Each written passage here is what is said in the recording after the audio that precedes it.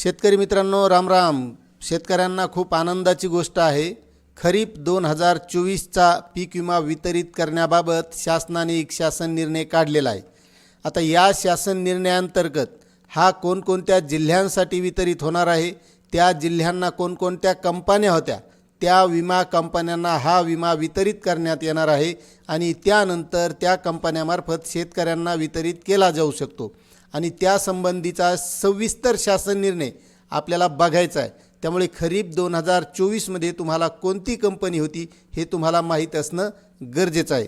तर चला मित्रांनो, तो सविस्तर शासन निर्णय आपण बघूया। मात्र तत्पूर्वी छोटीशी विनंती आहे, तुम्ही जर आपल्या चॅनलवर नवीन असाल तर चॅनलला सबस्क्राईब करा, व्हिडिओला लाईक करा आणि जास्तीत जास्त शेतकऱ्यांना ही माहिती शेअर करा। तर बघा मित्रांनो, हा 18 मार्च 2026 रोजी शासन निर्णय निर्गमित झालेला आहे। आता जे काही शेतकऱ्यांचं पीक विम्याच्या माध्यमातून नुकसान होत असतं आणि पीक विम्याच्या परताव्यापोटी कमीत कमी पीक विम्याची रक्कम ही 1000 रुपयेपेक्षा कमी असल्यास 1000 रुपये त्या शेतकऱ्यांना देण्यात यावे असं या प्रस्तावनेमध्ये दिलेले आहे।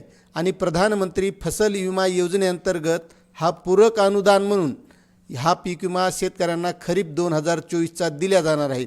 आता या संबंधीचा जो शासन निर्णय आहे, तर प्रधानमंत्री फसल विमा योजनेअंतर्गत पूरक अनुदान या योजनेअंतर्गत कृषी आयुक्तालयाने संदर्भ क्रमांक 4 येथील पत्रान्वये प्रस्तावित केल्यानुसार प्रधानमंत्री पीक विमा योजना खरीप 2024 करिता स्तंभ क्रमांक 8 मध्ये नमूद केल्याप्रमाणे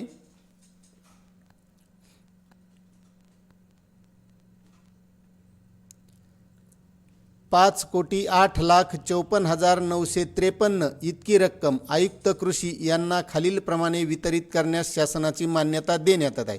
आता खरीप 2024मध्ये बघा मित्रांनो, विमा कंपन्यांचे नाव आहेत वितरित करण्यात येणाऱ्या: Bharatiya Krishi Vima company, Cholamandalam MS General Insurance Company, HDFC General Insurance Company, ICICI General Insurance Company, Oriental Insurance Company, Reliance General Insurance Company, SBI General Insurance Company, United India General Insurance Company, Universal Sompo General Insurance Company या कंपन्यांना हा पीक विमा वितरित केला जाणार आहे। तर खरीप 2024च्या हंगामामध्ये तुम्हाला ही कंपनी कोणती होती हे तुम्हाला माहीत असणं गरजेचं आहे आणि तुम्ही कोणत्या जिल्ह्यातील आहात हे नक्कीच कमेंट करा। आणि हा जो निधी आहे, प्रस्तुत बाबीवर होणारा खर्च खालील लेखाशीर्ष 2025-26 करिता मंजूर केलेल्या अर्थसंकल्पीय तरतुदीतून भागविण्यात यावा असा हा सविस्तर शासन निर्णय आहे।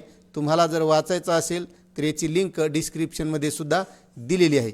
मात्र चॅनलवर नवीन असाल तर सबस्क्राईब करा, व्हिडिओला लाईक करा आणि तुम्हाला हा पीक विमा मिळाला होता का हे सुद्धा कमेंट करायला विसरू नका। धन्यवाद।